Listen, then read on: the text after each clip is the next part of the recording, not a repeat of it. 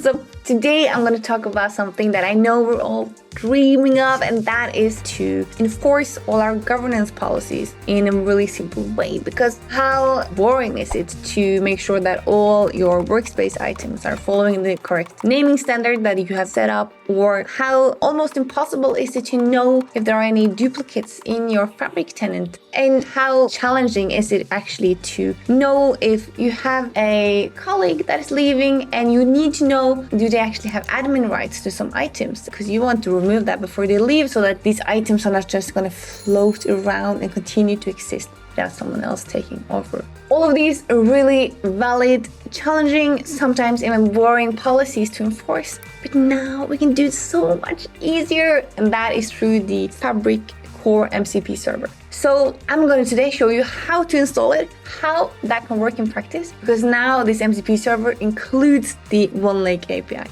So you know what we'd like to do here at GuineCube? Enough of all this talking, let's just head over to my laptop.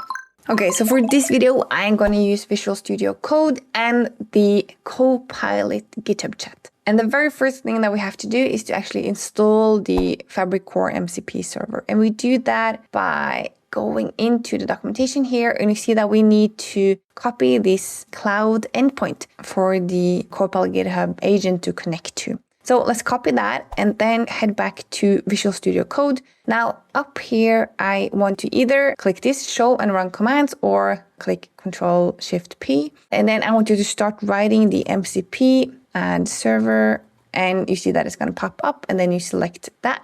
And now we are going to add the MCP server using this remote HTTP server. And then we paste in the link that we just copied and we hit enter. And then you are prompted to give this MCP server a name. So I am just going to call it Fabric and hit enter.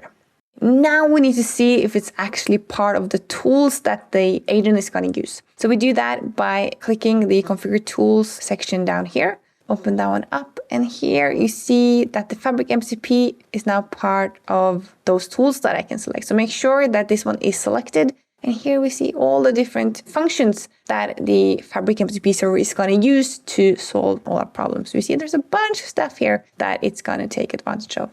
Okay, so to test it, we can just ask it to list all my workspaces. And then if this is the first time you're testing this, it's gonna prompt some authentication. So you're gonna be asked to log in. And as you can see here, it listed all my 30 workspaces with the IDs as well. And you see here that it didn't understand that it was supposed to use the Fabric MCP server that I just installed to do this. Okay, so first of all, let's see how it does with naming conventions, if it can detect them and also fix it for us. So I have my sales workspace, and if I go in here, I know for a fact that this is a bit messy when it comes to naming standards, and I want to standardize it. So let's first of all see if it detects it. So I want all items in sales to be snake case. Now, how is that today? Let's see what it says. So now it's running the list items job, and it's giving me an overview saying that the semantic model and SQL endpoint and these two notebooks is not following the snake case. Now it asks me if I want to rename all of them, and yes, I do want that. So yes, please do. And that's the cool thing about the Fabric Core MCP server, that it's not only searching across OneLake and giving you that overview, but it's also able to do updates and bulk updates and change things for you across your items. Okay, awesome. So now it did rename the semantic model and the notebooks. Now it says that it's not able to rename the SQL endpoint, but that is because the SQL endpoint is given the name through the lakehouse. So if I go back here and then I refresh the page in Fabric, let's see what it looks like now. It looks correct. So the SQL endpoint also got the correct snake case because it inherited the name from the lakehouse. Awesome.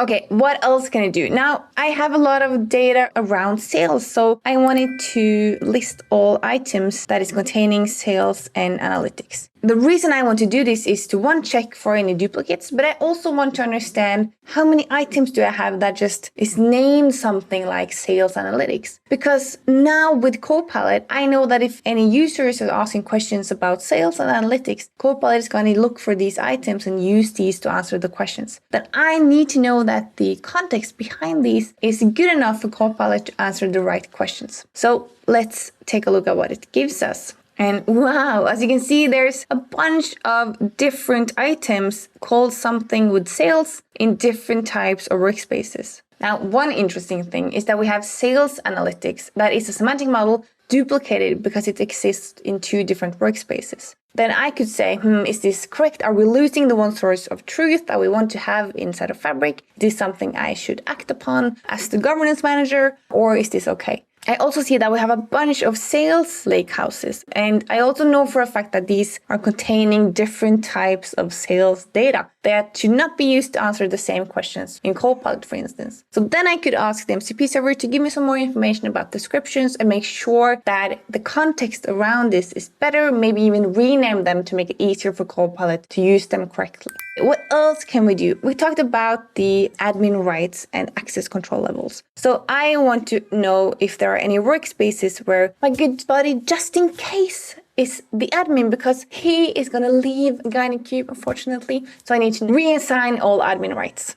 And as you can see here, I'm really putting it to work now because it has to actually check for each and every workspace. But this is so much faster than me going through all the different workspaces to check this, obviously. But as you all know, I'm not lazy, I'm just efficient. So this is a much better way to do it. And it's going to save me a lot of time. Okay, so it went through all the different workspaces and it's telling me that just in case is admin in Iron Vault. Okay. And also he's a member in New York Taxi. And apparently there was a workspace here, video production, that returned insufficient workspace role. So there's something funky going on with that one. Let's see if we can make it change the role of just in case inside of Iron Vault. Remove just in case as admin from that workspace.